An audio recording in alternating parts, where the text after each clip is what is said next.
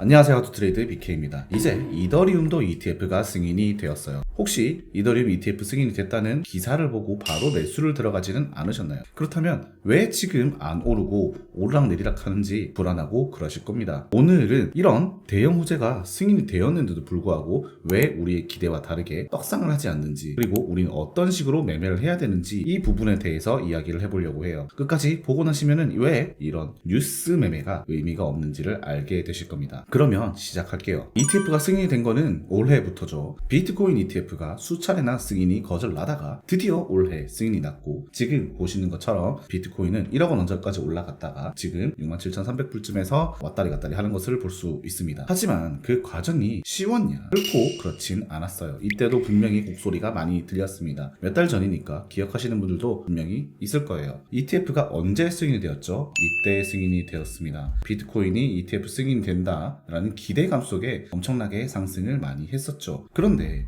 웃기게도 ETF가 승인이 나고 나서 급락을 했어요. 얼마 정도 빠졌냐? 단기간에만 봐더라도 약 20%가 넘는 하락이 있었습니다. 이런 하락이 나올 수는 있어요. 문제는 ETF 승인이 됐다는 기사를 듣고 매수를 하는 사람들 대부분은 개미라는 겁니다. 여기 꼭대기에 타는 사람들은 대부분 개미였다는 거예요. 개미들이 타고 나자마자 약 20% 넘는 하락이 있었고, 이거를 레버리지 거래하시는 분들이라면 대부분 손절이 나가거나 반대 매매가 나갔을 겁니다. 이렇게 뉴스를 보고 매수를 누른 대부분의 개미들이 이 하락을 버티지 못하고 물량을 내뱉게 되면 그제서야 가격을 올리는, 그래서 개미들이 탈 시간도 안 주고 엄청나게 가격을 올려버리는 이런 모습을 비트코인이 보여줬어요. 그것도 바로 몇 달 전에 말이죠. 그렇다면 이더리움은 앞으로 어떻게 갈 것인가? 이더리움도 차트를 같이 한번 봐야겠죠. 이더리움이 ETF 승인이 된다라고 기사가 난 거는 이쯤이었습니다. 이렇게 ETF 승인에 대한 기사가 나오고 나서 지금 어떻죠? 약간의 하락을 하고 있어요. 이 모습은 지금 우리가 이전에 비트코인 ETF 승인 이후 모습과 유사하게 흘러가고 있다는 것을 알 수가 있겠죠. 얼마나 하락을 했냐? 고점 대비 약 7% 정도밖에 하락을 하지는 않았어요. 그렇기 때문에 아직 완전히 똑같이 비트코인처럼 간다라고 말할 수는 없고, 당연히 환경적으로 뭐 다른 요소들도 있겠지만 어쨌든 승인이 난 이후에 약간 조정을 주고 있는 모습을 보고 있습니다. 그런데 이런 하락은 우리가 차트 분석을 할 줄 안다면 어느 정도 예상을 하고 대처를 할 수가 있었어요. 이더리움 주봉입니다. 주봉상에서 어떠한 모습이 나왔었냐? 이전 전고점, 여기 올 초에 있었던 전고점 대비해서 이더리움이 엄청나게 하락을 했다가 다시 급격하게 상승하는 모습을 보였었죠. 그런데 이 모습을 보여주고 있는데 RSI는 어떻게 돼요? 따라오지 못하는 모습이었습니다. 그래서 상승을 하고는 있었지만 이 RSI가 결국은 매수세를 따라오지 못하고 어느 정도 조정은 보여줄 것이다 라는 것을 차트상으로, 기술적 분석상으로는 충분히 예상을 할 수가 있었을 거예요. 그렇다면 이 이더리움은 계속해서 하락만 할 것이냐? 이거는 절대 아니겠죠. 하락은 일시적일 뿐이에요. 어느 정도 되돌림이 지나고 나면 우리가 비트코인에서 봤던 것처럼 이렇게 떨어진 이후에 다시 사람들 탈 겨를도 주지 않고 계속해서 급격하게 올릴 가능성이 있습니다. 그렇기 때문에 이더리움 역시 이런 부분을 조금은 프랙탈적으로 예상을 한번 해보고 어느 정도 이렇게 떨어지게 되면 또다시 상승을 저는 기대를 한번 해볼 것 같아요. 이 부분은 사실 당시 이 부분과 정말 좀 유사한 상을 보여주고 있다고 저는 보고 있어요. 어떠한 모습이냐? 여기서 떨어지게 됐다. 당시에 2021년도에 이더리움이 어떻게 움직였죠? 이렇게 올라갔다가 하락을 준 이후에 그리고 다시 엄청나게 전고점을 뚫고 올라가는 모습을 보였었거든요. 그래서 이번에 역시 이렇게 갔다가 여기를 결국 돌파하지 못한다면 되돌림이 나오고 지금도 나오고 있죠. 이 되돌림이 어느 정도 나온 후에 다시 뚫고 올라가서 올타임 하이를 갱신하는 이런 모습이 나오지 않을까라고 시나리오를 하나 생각을 해놓고 있기는 합니다. 어찌됐든 올라는 가긴 갈 거예요. 문제는 선물이 아니라, 선물을 하시는 분들, 레버리지 거래를 하시는 분들은 리스크 조절을 되게 잘 하셔야 되기 때문에 진입 타점에 대해서 훨씬 더 신중을 가하셔야겠죠.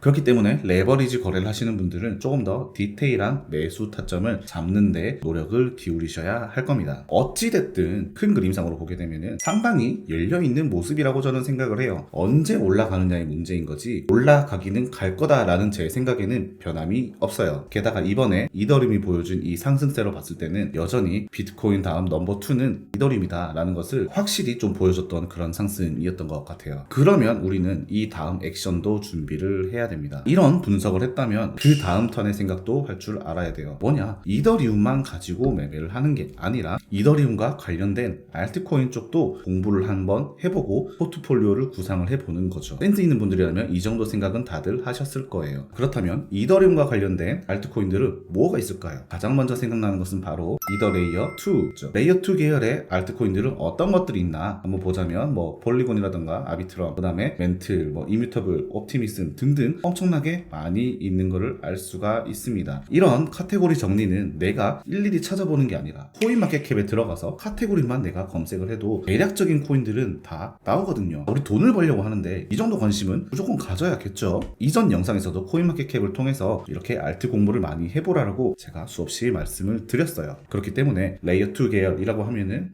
폴리곤이라든가 옵티미즘이라든가 이런 것들이 바로바로 튀어나올 수 있을 정도로는 카테고리 분류가 되어 있어야 합니다. 알트코인 선정 기준에 대해서 다시 한번 말씀을 드려보자면 저는 시총 한 200이 정도, 그리고 비교적 상장이 최근에 된 이전 불장 이후에 2022년 이후에 상장이 된 이런 신생 코인들, 이런 코인들이 가장 적당하다고 보거든요. 이런 코인들을 다들 카테고리를 정리하고 차트 분석을 해서 많이 올라가고 하락장 때 덜 떨어졌던 코인들 위주로 내가 즐겨찾기 카테고리 분류를 해놓으면 정말 도움이 많이 되실 겁니다. 지금 아비트럼 같은 경우에는 거의 전저점까지도 도달을 했죠. 이런 거 말고 다른 코인들 중에서 아비트럼과 달리 똑같은 레이어 2 계열이지만 이 정도까지만 하락을 하고 다시 올라가는 모습을 보여주는 이런 코인들이 있다면 그 코인이 이 코인보다는 조금 더 좋은 코인이다, 상승장 때는 더 날아갈 여지가 많다라고 생각하시면 돼요. 이렇게 해서 나만의 관심 종목을 만들어 두고 전략적으로 포트폴리오를 구성을 하면 아마 다음 불장 때 정말 좋은 결과를 가져올 수 있을 거라고 생각합니다. 최근에 페페라는 밈코인이 정말 핫했었죠. 이 코인 같은 경우는 어때요? 비트코인보다 덜 떨어지고 비트코인이 반등하니까 훨씬 많이 올라가는 이런 모습을 지금 보여주고 있어요. 이런 코인들을 차트 분석을 통해서 선별을 해놓는 게 지금 가장 필요한 작업이라고 생각을 합니다. 여기서 여러분들 꼭 알고 계셔야 되는 게, 많은 사람들이 이건 절대 안 떨어져, 이건 정말 유망한 코인이야 라고 생각만 하고 익절 안 하고 고점 추매 하시는 분들이 있는 것 같은데, 여러분들은 절대 그러시면 안 돼요. 투자의 기본은